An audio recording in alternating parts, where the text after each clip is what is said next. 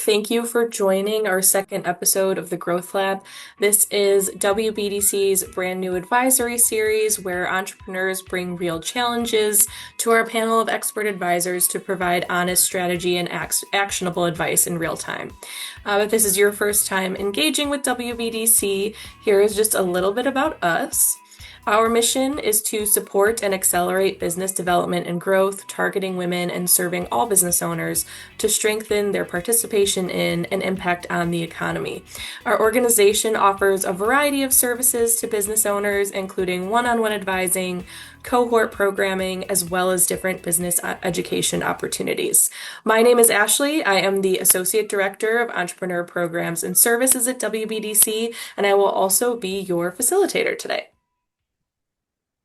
And I would like to introduce our panel of expert advisors. We're going to allow each advisor to introduce themselves, starting with Aisha, and then Maura, and then Karen.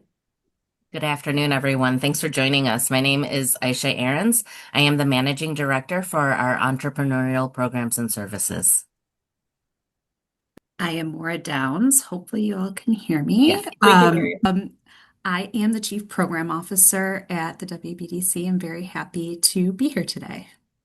And I'm Karen Goldner, Managing Director of Established Business Programs and Services here at the WBDC. I'm in our Chicago office, and I work with our regional team throughout our 9 Midwestern states that we serve through the WBE Women's Business Enterprise Certification Program. Awesome. Well, thank you all for being here this afternoon and for being willing to share your advice and your expertise. So now I'd like to introduce a WBDC client and our featured founder, Marianna Swallow. She is going to introduce herself and tell us a little bit about her business and the current challenge that her business is facing. Of course I am. Hi, everyone. First of all, thank you all for having me. My name is Marianna Swallow. I'm the founder of Speak Easy Strategies, and we are a team of executive coaches, speakers, and facilitators, helping leaders and their teams become better at public speaking and workplace communication. And our secret sauce is that we make communications easy for everyone.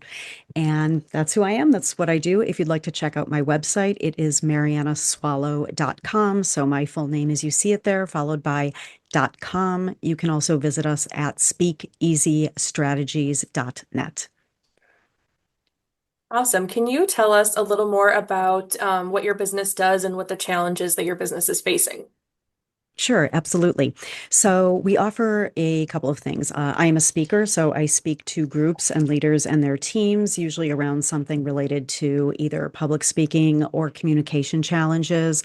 The most common issues we see are things such as speaking with confidence, getting your message across clearly, communicating across teams. Finance people communicate in finance speak, and the executive team or the HR folks don't understand, and vice versa. So those are the issues we help with. So I speak at conferences, events, and internal events for corporations to help them with that. I also deliver workshops around public speaking and better effective communication, and I offer executive coaching. I am the primary facilitator and leader, but I have other coaches who work with us who deliver workshops and executive coaching. And the challenge we've seen, especially this year, is that the marketing efforts that I've put out there that I have used very successfully for the last 3 years are seeming to fall flat. And it's not just, well, okay, we're losing one or two, or we're not getting one or two contracts. It has been a repeated pattern for the first 5 months of this year. So I'm wondering, how do I know if my marketing's hitting, and what am I doing wrong, or what could I change? And yeah, I would just like your take on that, especially if the landscape has changed, whether it's because of AI, social media, or something else. Mm-hmm. Okay, yeah, I think that's going to be really helpful background information for our advisors. So we really appreciate you being candid and open about sharing all of that. So can you, Mariana, introduce your first question? And I can also pull it up on the screen here for us if you need it for Sure. reference. Sure, absolutely. So my first question was, how do I identify what is not working? How do I know that my marketing is reaching the intended audience, or how do I know that maybe it's not hitting the intended audience? Can I start here? Yeah.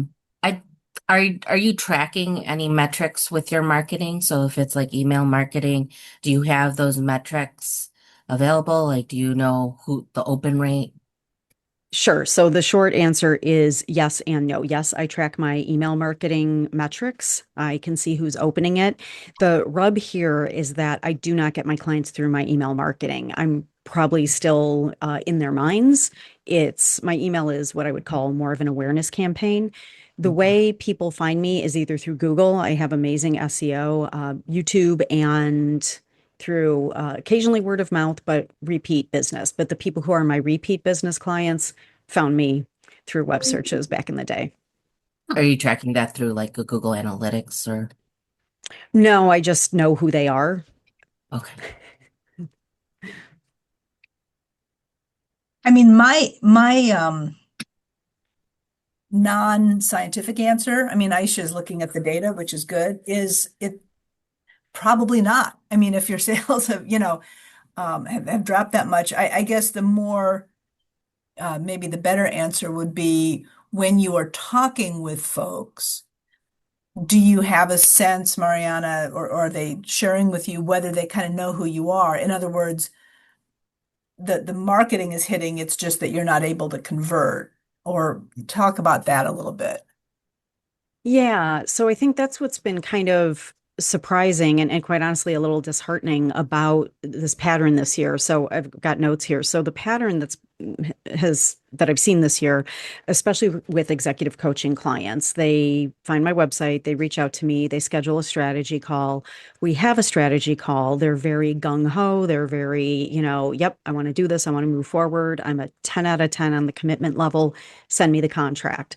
And then I'll send them the contract and then they won't sign it. And when I'll reach out and say, what's going on? Oh, I decided not to do this, or I'm going in another direction.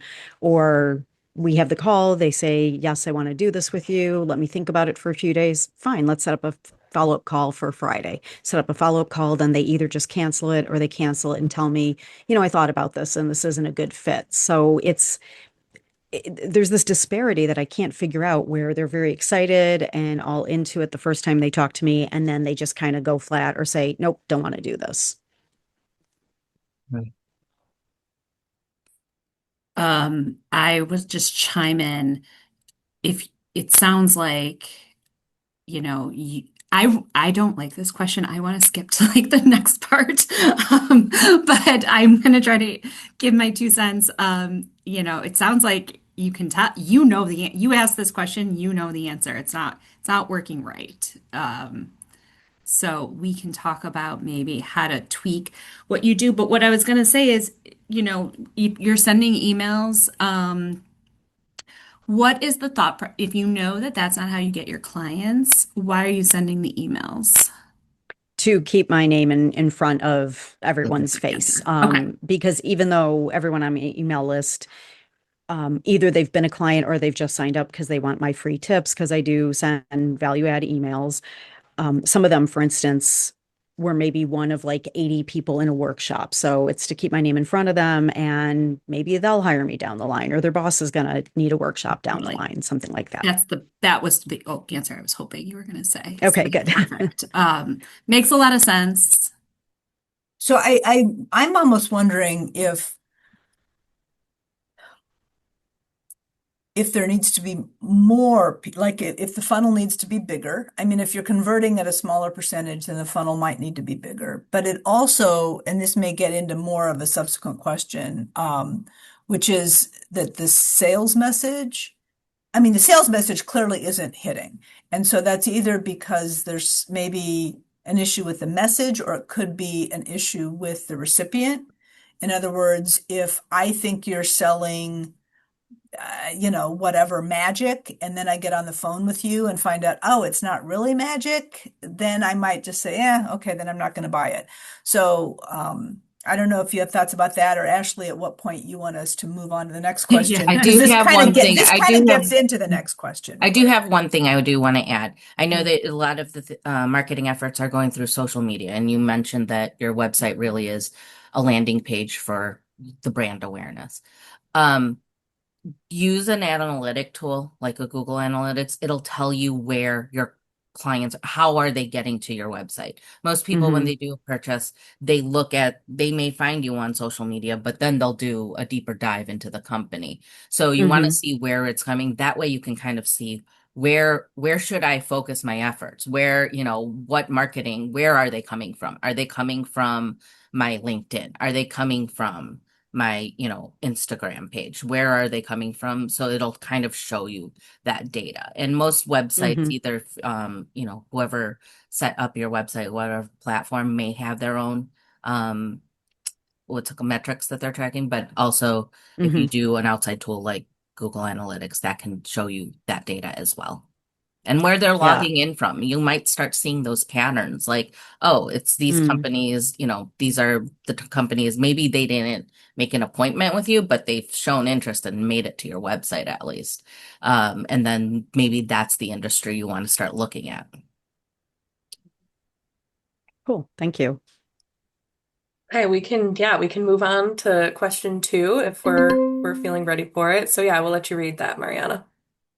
Yeah, I'm wondering, I've been considering this a lot. Should I work with a marketing strategist? There are plenty of marketing strategists who support and help small businesses like mine. I've spoken with two of them. I have a couple in mind that I know and like, but I'd like your take on that because I do, like I said earlier, I feel like something has shifted in the landscape and whatever it is, I don't know what it is, but maybe I need to be doing something different. Ooh, ooh, me.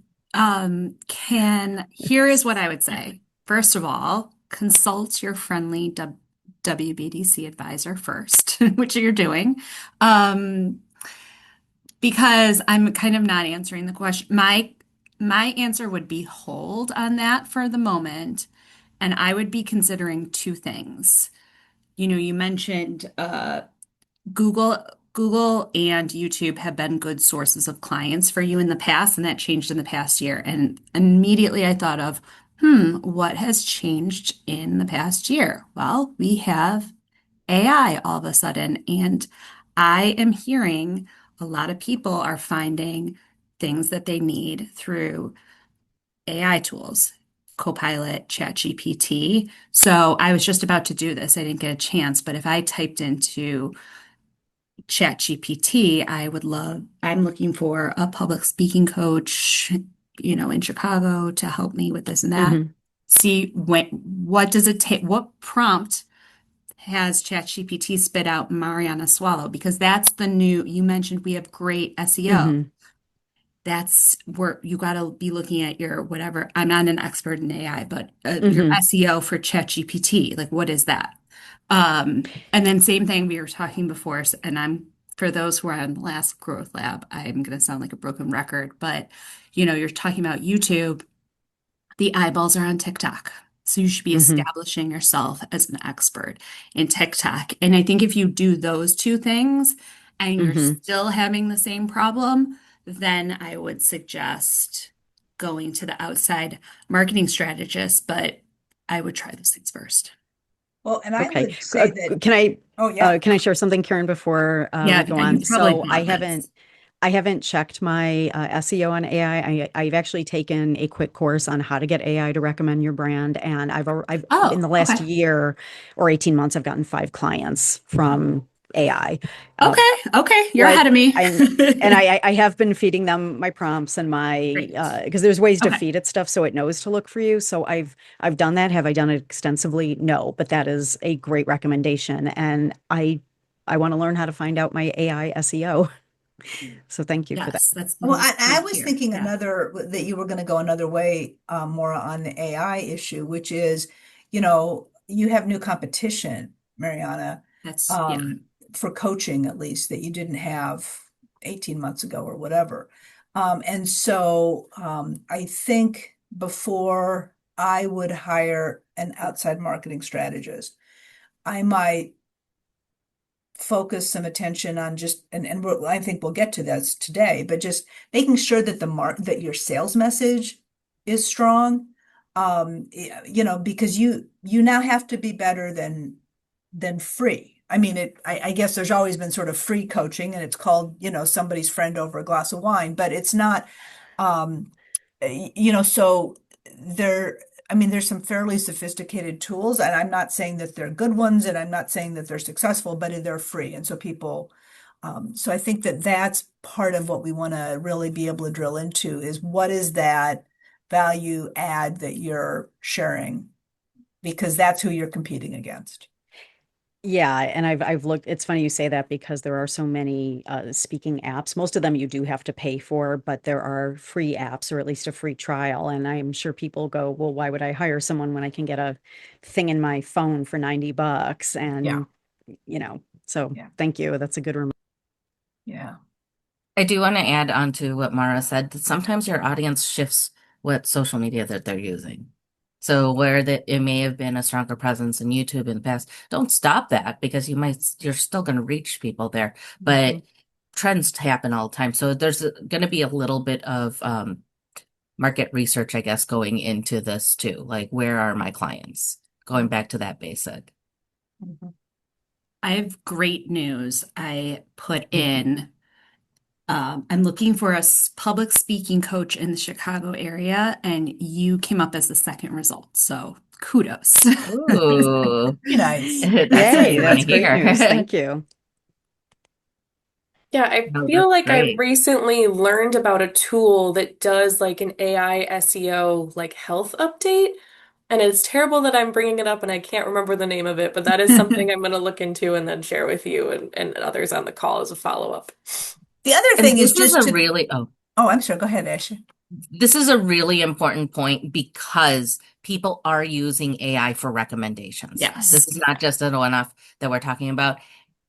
That is one of the main uses for AI too, is recommend this. Yeah. I need recommendations for this. And all of a sudden, it just changed overnight. Well, Right. and it will continue to. That's, yeah. Yes. The thing that I would also, just to the extent jumping ahead, if you decide to work with an outside marketing strategist, is you want to just make sure that you've got a very well-defined set of questions and problems and issues.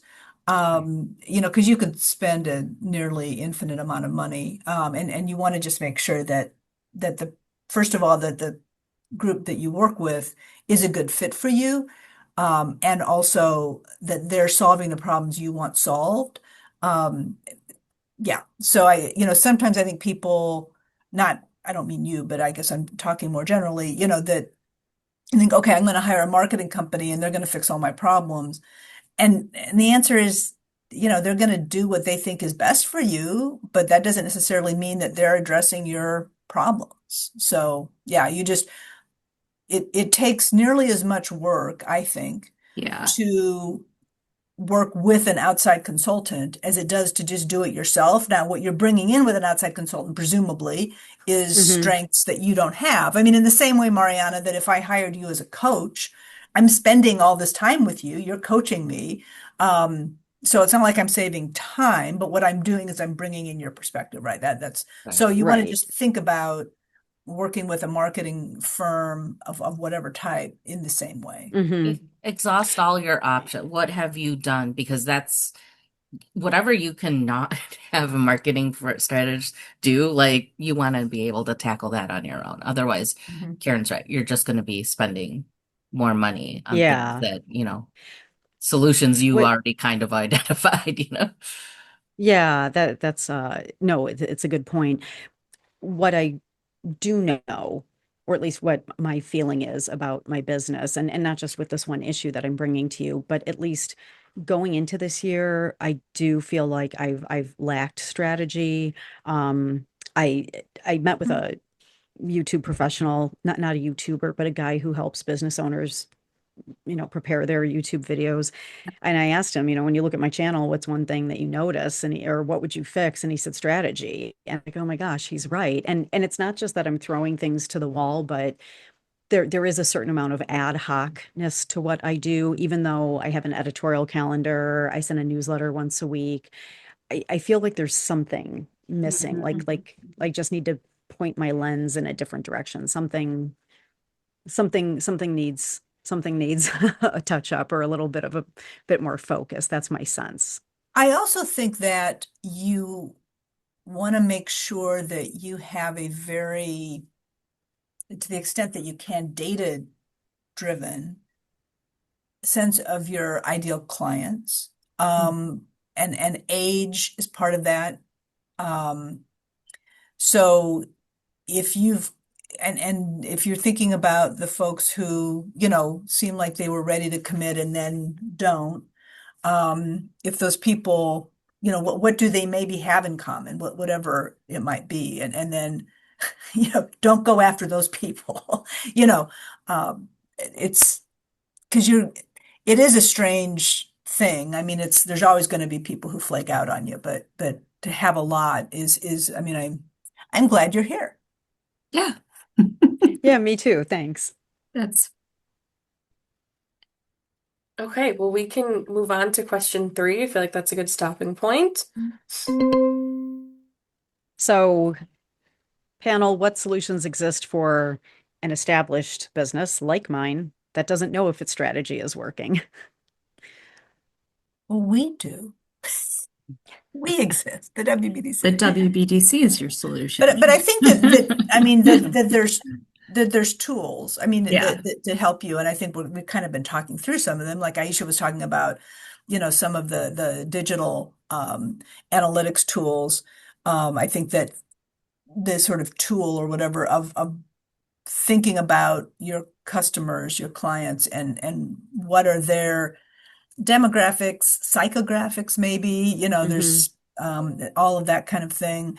Um, and then I do think that talking through your sales approach, whether it's with us or somebody else, I think can Hmm. be because what used to work, I mean, well, it clearly isn't working right now, and maybe it's just a matter of tweaking it a bit, or maybe it's a bigger change. But until you start thinking through that, you don't. I um, I do want to say that the worst thing would be for somebody to just keep plowing through. That's Hmm. probably the single thing that you would say, don't do that. Good point. Right. Can I like add a little Yeah. footnote to this question, and maybe Aisha, you can help with this. So, Karen, I agree, you're right that Aisha's suggestion to look at the Google Analytics, and again, I've taken a class on how to do this years ago. And actually, I'm going to direct this to Aisha. What advice do you have for somebody who knows she needs to look at those things, but absolutely hates them? And when she sees numbers and analytics, I mean, I do look at my analytics in Squarespace and my YouTube analytics, but it's usually like, oh, yay, there's traffic. But what you're talking about, the Google Analytics, again, I've tried, and I'm just like, gobbledygook, I don't understand it. So, how do you get to those things when you're afraid of them? Do you have a team? No, I mean, No. just of Okay. my coaches and facilitators, but well, You actually, are hang on. managing. Let me take that back. I have an IT guy Oh. who is part of my team, and he is far better with this stuff than I am, and I pay Definitely him. leverage your team, leverage your team. There's It's an you idea. have to understand part of, it's Hmm. as the CEO, it is your responsibility to know what those numbers mean too. But yeah, if you have a team, leverage them. But yes, I get it. Sometimes the numbers get set, but I think part of it might be just the training on the Google Analytics. Once you understand how it works, it becomes you start becoming more, for lack of a better term, excited about seeing, okay, where did this come from? Oh, hey, I have clients, most of my clients or all the interest was coming from here. I'm starting to see some interest, maybe abroad. You start seeing Hmm. different patterns on there, but I think part of it is just training. But definitely, if you have someone who's tech savvy on your team, leverage them, make them part of that. Hey, can you pull this report? Can you, let's talk Hmm. about this because that's, for IT, that's kind of their thing too, is analytics. Yes, They want yeah, to and I see think where, yeah, they want to see how traffic is flowing through the business as well. thank you. That's never thought to ask my IT guy. Imagine that. And they're probably tracking it. They know where people are coming to the web, like from where they are coming to get to the website. So Thank you. Maura, you looked like you wanted to say I something. had something to say, and then I was like, I think it's already been said. But I think you're you're asking good questions, But it does seem like maybe your marketing is still doing what it's supposed to be doing, and for some reason your conversion, I think Karen talked about this, like your clients just aren't converting. And so maybe that's where your focus needs to be instead Right. of on marketing, it's, closing those clients. And that means, thinking about trying to figure out what's scaring off the clients that don't convert. And you did touch on this, but is it, could you refine, is it the pricing? Could you do the pricing differently in a way that's a little bit more, what's the word? Entry level friendly. Stuff like Yeah. that can make a big difference. And I think those are the questions you should be looking at But is like yeah, getting these leads. what I would say before you start tinkering with pricing, Okay. I think you want to spend time focusing on your value proposition message. I Oh, mean, good. is it Good. urgent enough? Is it high value enough? So maybe it used to be that you could get people to convert by saying, I help you communicate better in important meetings. Well, maybe that's not enough. Maybe I feel like I could do that with my little AI friend and we just, talk back and forth, whatever. Um, so it may need to be, and maybe you're doing this, but making sure that you're giving a couple of examples of sort of high stakes communication that you supported that resulted in something tangible. So, my client Fred was able to, improve his sales significantly, or my client Sally, was actually able to get herself a raise after 3 years of not getting a raise because we worked on it. Whatever Yeah. really super tangible benefit. Yeah, and I do have those, and I but you bring up a good point. I don't think I've leaned on those lately. Yeah. Yeah. Mhm. Mhm. Have you Maybe ever I just need to examine this. Maybe I'm too comfortable in my sales process. That's what's coming up for me. Yeah, Mm. that could very well be. I mean, that's, the good thing about success is that it's success, and the bad thing about it is, that it sometimes can make you not necessarily have to innovate because it's work, what you're doing is working. Well, now it's not working, so now you innovate. have you ever reached out to any of those clients who, you know, were all in for the contract, have the contract in hand and just decided overnight, no? No, Wait, I haven't. I worry about what that looks like as a business owner, and it feels a right, little grovelly to me. I know, and I mean, I worked with a business coach myself 3 years ago, and I know she's someone who would say, like, well, hang on, you said you were 100% committed and you wanted the contract and you're not signing it. What's going on? I just, I feel uncomfortable doing that, but I don't know if that's something I should do. It feels a little grovelly to me. I wonder if you, and maybe you have one of your coaches do it for you. And the premise would be, hi, Susie. I know you talked with Mariana a few months ago. She's asked me to just do a follow-up project on our sales right, conversion. And so I'm talking to a bunch of folks. Could I ask you 3 questions? So it's not sort of like, well, first of all, it's not you. So it takes you out of it because, I mean, I- people people will lie to you to be nice. Yeah. Right. I right, mean, right, why, because it's uncomfortable. First of all. Second of all, they might lie to you to cover up for the fact that they're a flake, right? That's also not helpful. So having another person do it and to just make it sound very matter of fact, I'm calling a bunch of, of our customers and our people who've been through our marketing. So, we're just Hmm. and you might get some answers. I mean, and it would be interesting. One of the questions should be, have you engaged another coach or whatever the services you were talking with them about? Hmm. And how satisfied are you with that? And so then if somebody says, well, yeah, I decided to do X and I'm, actually not particularly satisfied. Well, that kind of gives you then the opportunity to make sure that you're including them in some of your sort of generic outreach to Hmm. remind them about you and give them an example of a success story and see if that brings them back. Okay. right. Like a survey. What could have Yeah. made this better? Yeah, but I wouldn't do it as a survey tool. I would do No. it as a human being. Yeah, exactly. Yeah.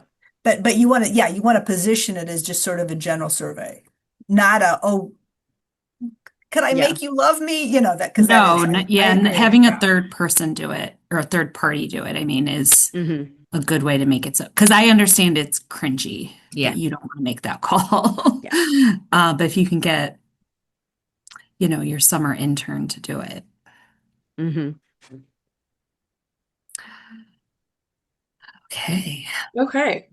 Well, any other last minute thoughts or questions for Mariana before we move into the next section? Put yourself on TikTok where the I'm eyeballs in. are. I have my IT guy is setting that up as we speak. So Okay, well, let's move into the next section. Oh, So, would shoot. I love already said to. mine. That's all right. We can repeat it. It's totally okay to repeat it. So, I want to hear from each of our advisors. What is one move that you would make tomorrow if you were Mariana? And anyone can go ahead and start. Go on TikTok. Track where your clients are coming from or where the prospects are coming from. And make sure that your sales message is as Yeah. urgent and material and compelling as possible. And so what that really means is tangible benefit to the client. Thank you. And Mariana, are there any last reflections or key takeaways that you'll walk away with today? no other questions from me, but thank you. This has been great. So I am going to dig into those Google Analytics. I am going to refine my closing sales message because I have been leaving out those great examples. One thing real quick I'll tell you is 100% of people who have hired me to speak better so they can get a promotion have gotten that promotion, usually faster than they expect. So That's I got to awesome. bring that into my sales Absolutely. conversations. Yes. Mhm. And Maura, I'm, like I said, getting on TikTok as we speak. So we're setting up a separate email for it, but we're doing it today. So yeah, this has been really powerful and really helpful. So thank you, Karen and Aisha and Maura and Ashley for your help today. It's been wonderful to have this support, and I always love working with WBDC. Well, thanks for your willingness to share. I think it's really, really important that business owners are able to have some vulnerability and some honesty, because otherwise everybody thinks, well, gosh, I know my problems. Everybody else is doing great. Well, we Yeah. all humans have problems, and that's what we're here for, to support. Yeah. Well, thank you again, Mariana, for being candid and transparent. And I look forward to following up with you in a few months to see how you put some of these recommendations into practice. So we've heard so much great advice today from our advisors. Again, appreciate your time and expertise this afternoon. So if this challenge resonates with any business owners in the audience in attendance today, and you'd like to discuss it one-on-one with an advisor, you can easily book a session through our website at wbdc.org or by calling our office. We are also looking for a featured founder to be on our next episode in June, so if you're interested in that, you can also reach out to us. But thank you again to our advisors for sharing your expertise, to Mariana for being vulnerable about your business challenges. We really hope that you enjoyed our second session of the Growth Lab and hope to see you at the next one. So everyone have a great rest of your day. Thank you. Thank you, Mariana.